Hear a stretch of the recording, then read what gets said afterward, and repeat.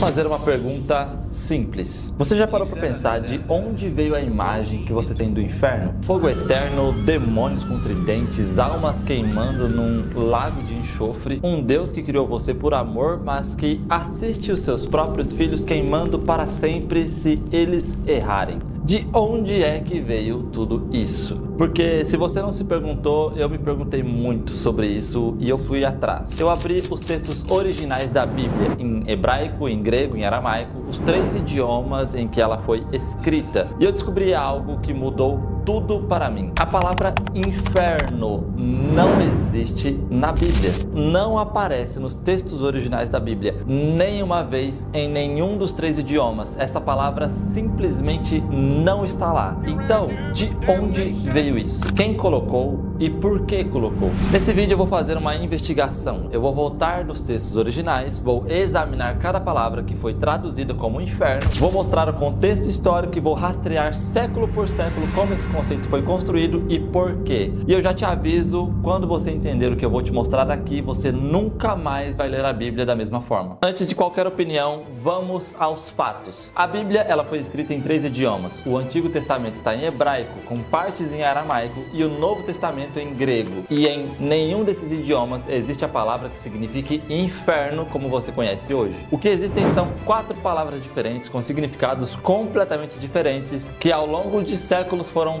todas traduzidas como uma coisa só. Vamos olhar cada uma.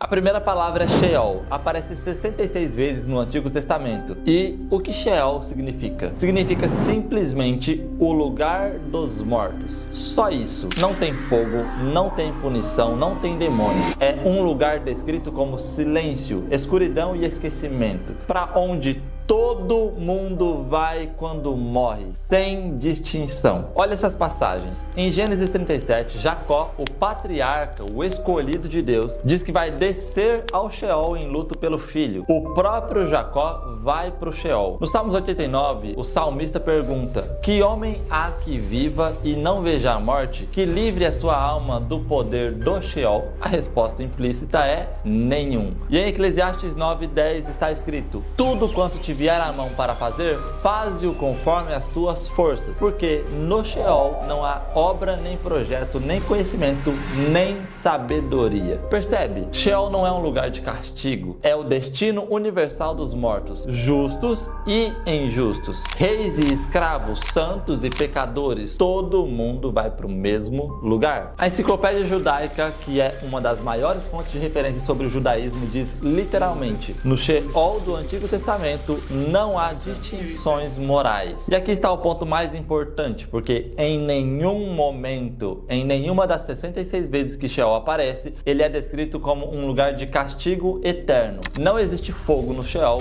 não existe tormento no Sheol. O que existe é silêncio. Inclusive, várias traduções modernas já reconhecem isso e traduzem Sheol simplesmente como sepultura ou mundo dos mortos, sem usar a palavra inferno. Mas durante séculos, muitas Bíblias traduziram Sheol como inferno e isso criou uma confusão que dura até os dias de hoje. A segunda palavra é Hades. Quando o Antigo Testamento foi traduzido do hebraico para o grego numa versão chamada Septuaginta, feita por volta de 200 a.C., os tradutores eles precisaram encontrar um equivalente grego para Sheol. A palavra que escolheram foi Hades, e para o mundo grego, Hades era o submundo, o lugar para onde os mortos iam, neutro, sem julgamento moral. No Novo Testamento, Hades aparece em algumas passagens. A mais conhecida é a parábola do rico e Lázaro, em Lucas 16. Nessa história, um homem rico morre e vai para o Hades, onde sofre. E Lázaro, um mendigo, morre e vai para o seio de Abraão. Agora tem uma coisa crucial aqui que muita gente ignora. Isso é uma parábola. Jesus está contando uma história para ilustrar um ponto, que no caso é sobre justiça social e indiferença ao sofrimento alheio. E eu digo que é uma parábola porque Jesus usava parábolas o tempo inteiro. O semeador, o joio e o trigo, o filho pródigo, a ovelha perdida. Ninguém acha que essas histórias são eventos literais, são metáforas para ensinar algo. Mas quando chega na parábola do rico e Lázaro, de repente todo mundo quer ler de forma literal. Seria essa uma única exceção? Existem estudiosos que defendem que sim, é uma descrição literal. E existem estudiosos que defendem que não, que é uma parábola com significado simbólico. Eu não vou te dizer o que você deve acreditar, mas eu vou te pedir para perceber uma coisa: se todas as outras histórias de Jesus são metáforas, porque essa seria diferente. Agora, a terceira palavra, e essa aqui é a mais importante de todas, porque essa é a palavra que sai da boca de Jesus. Quando dizem que Jesus falou sobre o inferno, na verdade, Jesus falou sobre Gehenna. Essa é a palavra que ele usou. Em 11 das 12 vezes que Gehenna aparece no Novo Testamento, quem fala é Jesus. E o que é Gehenna? Gehenna é a forma grega da expressão aramaica Gernon, que significa Vale de Hernon. E o Vale de Hernon era um lugar real, ficava ao sul de Jerusalém. Esse vale tinha uma história pesada. No Antigo Testamento, o Vale de Hernon foi o lugar onde reis de Judá, Acaz e Manassés, sacrificaram crianças em rituais pagãos ao deus Moloque. Segundo Reis 23:10, conta que o rei Josias profanou este lugar justamente para que ninguém mais pudesse oferecer sacrifícios lá. E depois disso, o Vale de Hernon se tornou um lugar associado a horror, impureza e abominação na mente judaica. Agora, existe um debate entre estudiosos sobre o que acontecia nesse vale nos tempos de Jesus. Uma tradição que vem do rabino David Kint, no século 13, diz que o vale era utilizado como lixão de Jerusalém. Lixos queimando 24 horas por dia, com vermes e fedor de enxofre. Alguns historiadores modernos contestam essa ideia, dizendo que não há evidência arqueológica direta de que o vale era um lixão no século I. Ou seja, o debate ele ainda permanece em aberto. Mas o que não está em debate é o seguinte: o Vale de Hernon era, na mente de qualquer judeu do primeiro século, um símbolo de horror, de impureza e de abominação. E é isso que Jesus usa como referência quando fala de Gehenna. Agora vamos olhar como ele utiliza essa palavra. Em Mateus 5:22, Jesus disse que quem chamar o irmão de tolo está sujeito a Gehenna. Pensa comigo, você realmente acha que Jesus está dizendo que se você chamar alguém de tolo, você vai literalmente queimar num fogo eterno para sempre? Ou ele está usando uma linguagem forte, uma hipérbole, para enfatizar a gravidade de desprezo ao próximo? Em Mateus 5:29-30, ele diz: se o seu olho direito te faz tropeçar, arranca-o e lança fora, porque é melhor perder um dos teus membros do que todo o seu corpo ser lançado à Gehenna. De novo, você acha que Jesus está pedindo literalmente para você arrancar o olho? Ou ele está usando uma linguagem extrema para comunicar a urgência sobre algo interno, sobre o que você alimenta dentro de si mesmo? E olha essa passagem aqui. Em Mateus 23:15, Jesus chama os fariseus de filhos de Gehenna. Ele diz que eles fazem prosélitos e os tornam 2 vezes mais filhos da Gehenna do que eles próprios. Filhos da Gehenna, não pessoas que vão para a Gehenna. Filhos, como se Gehenna fosse um estado que eles carregam, uma condição, algo que está contido neles. E a única vez que Gehenna é mencionada fora da boca de Jesus é em Tiago 3:6, onde ele diz que a língua é inflamada pela Gehenna, a língua é incendiada pela Gehenna. De novo, não é um lugar para onde você vai, é algo que inflama você, que atua dentro de você, aqui e agora. Eu não estou te dizendo o que concluir, eu estou te mostrando os textos, estou te mostrando como Jesus usava a palavra, e eu estou te convidando a perceber um padrão. Jesus fala de Gehenna como algo que está nas pessoas, como uma condição, um estado, não como um endereço postal no além. E por último, a quarta palavra, Tártaros. Essa aparece uma única vez na Bíblia inteira, em 2 Pedro 2:4. O texto diz que Deus lançou os anjos que pecaram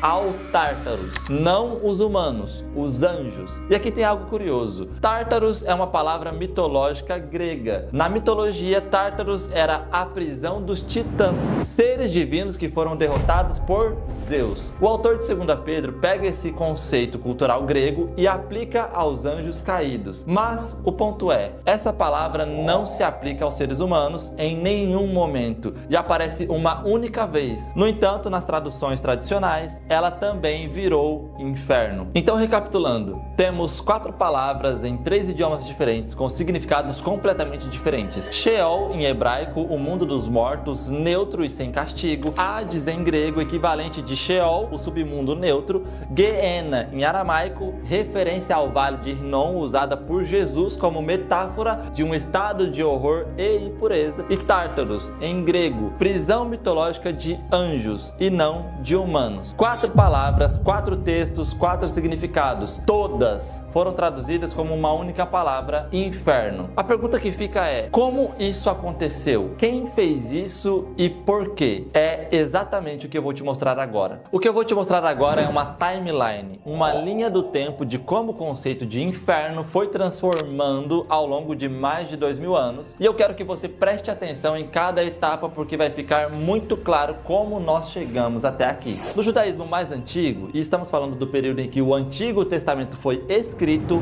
não existia a ideia de um julgamento pós-morte com punição eterna. Simplesmente não existia. Todo mundo ia para o Sheol. Ponto final. O foco da fé judaica era essa vida. As bênçãos e maldições estavam ligadas a esta existência. A terra, a descendência, a prosperidade, e não há um destino eterno depois da morte. Agora, algo começa a mudar no período entre o Antigo e o Novo Testamento. Os judeus entram em contatos com culturas persas e gregas, e essas culturas tinham conceitos mais elaborados de pós-morte. Os persas, pelo zoroastrismo, tinham a ideia de um julgamento final, bons de um lado e maus do outro. Já os gregos tinham divisões no submundo. Nesse período surgem textos judaicos não canônicos, como o livro de Enoque, que começam a introduzir imagens de fogo, separação entre justos e injustos. Mas é importante entender, esses textos são apocalípticos e não literatura simbólica, são visões, não são doutrinas sistemáticas. E mesmo assim, não existia consenso. Dentro do próprio judaísmo dos tempos de Jesus, os saduceus não acreditavam em nenhuma forma de vida após a morte. Os fariseus acreditavam em ressurreição e alguns outros também defendiam a reencarnação. Existiam visões diferentes coexistindo. E após isso chega Jesus e, como vimos, ele utiliza a palavra Geena, que é uma referência a um lugar real com carga simbólica pesada, como metáfora nos seus ensinamentos. Agora, tem um lado que eu acho fascinante e quase ninguém menciona isso. Paulo é autor de 13 cartas e nas 13 tem 0 menções a Geena. Paulo fala de morte, fala de pecado, fala de salvação, fala de Cristo, fala de ressurreição, mas nunca fala de um lugar de tormento eterno chamado inferno. Se isso fosse a doutrina central do cristianismo, faça X ou queime para sempre, como é que o maior escritor do Novo Testamento nunca toca no assunto? Percebe? Até mesmo nos primeiros séculos do cristianismo, após a morte e ressurreição de Cristo, não existia consenso sobre o que acontecia após a morte. As visões, elas eram diversas, e aqui eu preciso te apresentar um nome: Orígenes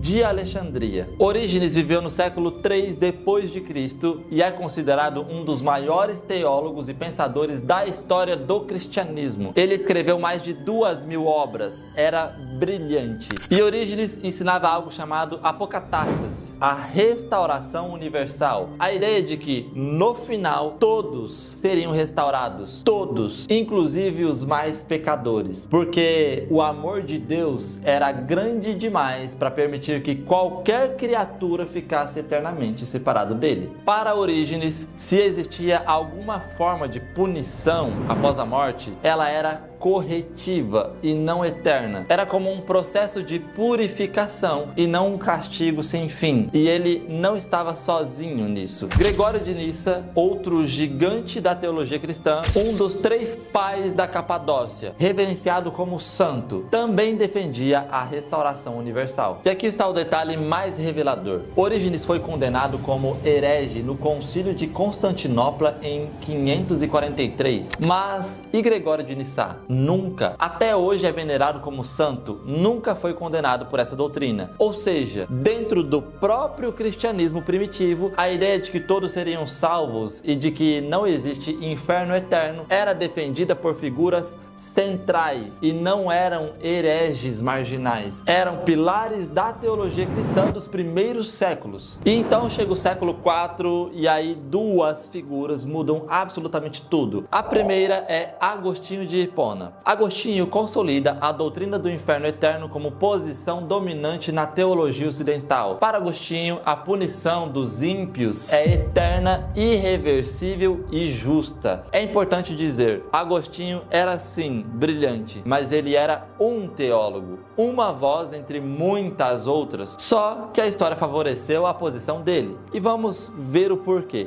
A segunda figura é Jerônimo, e aqui é onde a coisa fica realmente grave em termos de tradução. Jerônimo, ele foi o responsável por traduzir a Bíblia inteira para o latim. Essa tradução se chama Vulgata e foi a Bíblia oficial do cristianismo ocidental por mais de 1000 anos. E o que Jerônimo fez? Ele pegou Sheol, Hades, Geena e Tártaros, 4 palavras diferentes em 3 idiomas diferentes, com significados diferentes, e traduziu todas elas para uma única palavra em latim. Inferno, o mundo inferior, o submundo romano. A partir deste momento, toda a riqueza, toda a nuance, todo o contexto de cada palavra simplesmente desapareceu. Virou tudo a mesma coisa. E como a Vulgata era a única Bíblia que o mundo ocidental tinha acesso por séculos, porque era escrita em latim, a língua da igreja, ninguém podia conferir os textos originais. Ninguém sabia que existiam 4 palavras diferentes. Você consegue enxergar o tamanho do problema? E após isso, então, nós chegamos na Idade Média.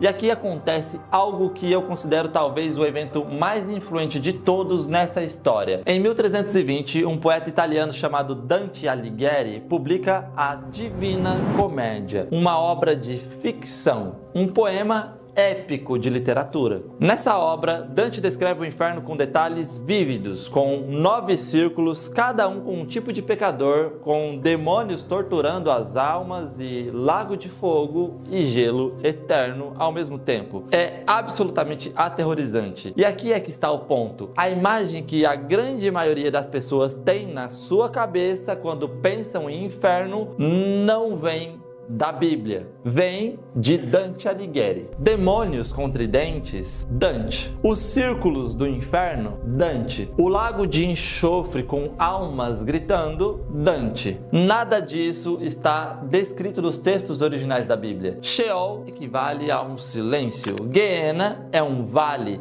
Hades é neutro. Mas a Divina Comédia se tornou tão popular, tão influente, que a imagem de Dante substituiu o texto bíblico na mente das pessoas até hoje. E por fim, quando a Bíblia começou a ser traduzida do latim para o inglês, para o português, para o espanhol, elas herdaram o problema da Vulgata. John Wycliffe, em 1380, traduziu a primeira Bíblia para o inglês a partir do latim de Jerônimo, e todas as ocorrências de inferno viraram hell. E a mesma coisa aconteceu em português. A palavra inferno foi colocada onde antes existiam 4 conceitos diferentes. Aí eu te pergunto, se você pega 4 palavras com significados distintos e traduz todas como uma única coisa, o que é que se perde no meio do caminho? Se perde tudo. Então vamos recapitular essa timeline. Primeiro, no judaísmo antigo, Sheol era neutro. Todo mundo ia para lá sem castigo. Segundo, entre os testamentos da mudança do antigo para o novo, influências persas e gregas introduzem imagens de separação, mas em textos apocalípticos e não doutrinários. Terceiro, Jesus utilizava Geena como uma referência a um vale real, como metáfora, e Paulo nunca menciona sobre isso. Quarto, nos primeiros séculos após Cristo, visões diversas são apresentadas. Orígenes e Gregório de Nissa defendem a restauração universal. Quinto, no século 4 e 5, Agostinho consolida inferno eterno. Jerônimo funde 4 palavras em uma na Vulgata, palavra inferno. E em sexto, no século XIV, Dante Alighieri cria a imagem popular do inferno, que é uma ficção. E em sétimo, nos séculos XVI em diante, traduções modernas herdam esse erro que já foi construído. Cada etapa adicionou uma camada sob as palavras, como tintas sendo jogadas por cima de uma pintura original. E dessa forma, é claro, a obra original se tornou irreconhecível, mas de alguma forma ela ainda está lá debaixo de cada uma dessas camadas de tinta. Tudo o que eu te mostrei até aqui foi linguística e história. Agora eu quero ir para o que eu considero a parte mais poderosa de tudo isso, que é o que Jesus realmente estava ensinando. E para isso a gente precisa entender como ele ensinava. Jesus ele ensinava por parábolas, certo? Isso não é uma opinião minha, é um consenso entre todos os estudiosos bíblicos, conservadores, liberais, católicos, protestantes, até os ateus concordam com isso. Todo mundo concorda. Jesus ele era um mestre de parábolas. Ele nunca falava de forma direta e literal quando ensinava o povo. Ele sempre usava imagens do cotidiano, como sementes, ovelhas, vinhas, moedas perdidas, sempre para ilustrar e comunicar verdades espirituais. E Guiena se encaixa perfeitamente neste padrão. Era algo que a audiência, quem estava ouvindo, conhecia. O vale de horror, o lugar profano. E Jesus usa essa imagem para comunicar algo sobre o estado interno das pessoas. Agora, eu quero te mostrar 2 passagens que para mim deixam isso cristalino. Em Lucas 17, os fariseus eles perguntam a Jesus: quando é que vem o reino de Deus? E Jesus responde: o reino de Deus não vem de maneira observável, nem dirão ele está aqui ou ele está lá, porque o reino de Deus está dentro de vós. A palavra grega utilizada aqui é entos, e o significado primário de entos é dentro, no interior. É a mesma palavra que Jesus usa em Mateus 23, 26, quando ele fala sobre limpar o interior do corpo. Agora, é verdade que alguns estudiosos traduzem isso como entre vós ou no meio de vós. E esse debate ele existe, mas o ponto ele permanece. Jesus está dizendo que o reino de Deus não é um lugar que você observa do lado de fora, não é um destino geográfico, é algo que já está presente aqui, agora e acessível. E Paulo confirma isso em Romanos 14:17, quando ele define o que é o reino. Presta atenção, o reino de Deus não é comida nem bebida, mas justiça, paz e alegria no Espírito Santo. Justiça, paz e alegria. Isso é claramente a descrição de um estado e não de um endereço. E aqui está a pergunta que muda absolutamente tudo, porque se o reino de Deus, o céu, é um estado interno, então o oposto dele também é. Se o céu é justiça, paz e alegria, o inferno, a Guiena que Jesus menciona, é o oposto disso. A injustiça contra si mesmo ou contra os seus, a ausência de paz e presença de caos, a ausência de alegria e presença de tristeza, de medo, de culpa, vergonha, ódio contra si. Uma alma que está fedendo como enxofre por dentro. Mas eu quero ser honesto com você, nem todo mundo concorda com essa leitura. Existem teólogos e estudiosos sérios que mantêm uma leitura mais literal de Guiena como um lugar de julgamento futuro e eterno, e eu até respeito essa posição. A Bíblia é realmente um livro com textos complexos, e não é a minha intenção simplificar isso aqui demais, mas também existem vozes muito sérias que sustentam essa leitura de estado interno. David Bentley, um dos mais respeitados teólogos ortodoxos vivos, professor de Yale, publicou em 2017 uma tradução do Novo Testamento diretamente do grego. E em 2019 ele publicou o livro Para que Todos Sejam Salvos, onde ele argumenta que a linguagem bíblica sobre inferno é figurativa. David Bentley Hurt diz, e eu cito: fornos são metáforas, o trigo e o joio são metáforas, a colheita angélica é uma metáfora. As portas trancadas são metáforas. Então, por que não reconhecemos que o verme que não morre e o fogo que não se apaga também são figuras de linguagem dentro de uma imageria apocalíptica extravagante? E não é só ele quem diz isso, tá? Orígenes pensava assim no século III, Gregório de Nissa pensava assim no século IV, e hoje um número crescente de estudiosos de diferentes denominações está revisando essa questão. E eu não estou aqui te pedindo para aceitar a minha posição, eu estou te pedindo para considerar que existe uma leitura séria, acadêmica, fundamentada nos textos originais que aponta para isso. Céu e inferno são estados e não, eles não são destinos geográficos. Então, o inferno existe? Depende do que você entende por essa palavra. Se você está falando de um lugar físico com fogo eterno, demônios contridentes e um Deus que assiste os seus filhos queimando para sempre, as evidências linguísticas mostram que essa ideia não vem dos textos originais. As evidências históricas mostram que ela foi construída ao longo de séculos por traduções acumuladas, influência cultural persa e grega, decisões políticas da igreja medieval e de uma obra de ficção italiana do século XIV. 4 palavras diferentes foram fundidas numa única só. A nuance foi completamente destruída e o medo tomou o lugar do entendimento no coração das pessoas. Então, nessa visão, não, esse inferno não existe. Agora, se você está falando do que os textos originais realmente dizem, um estado interno, uma alma que está contaminada, carregada dentro de si mesma de medo, culpa, vergonha, fechada ao mundo, densa, desconectada, então sim, isso existe e Jesus falou sobre isso muitas vezes. Só que ele não falou isso como forma de ameaça, ele falou como um diagnóstico para a alma daquelas pessoas. Ele estava dizendo: você está carregando isso dentro de você e enquanto você carregar, você não vai conseguir acessar o que eu chamo de reino dos céus, que é a justiça, paz e alegria que está dentro de você, agora e disponível. Agora, a pergunta que fica ao final de tudo isso não é nem se o inferno existe ou não. A principal pergunta é em qual estado você está vivendo agora. Mas eu sei que isso abre lacuna para outra pergunta, porque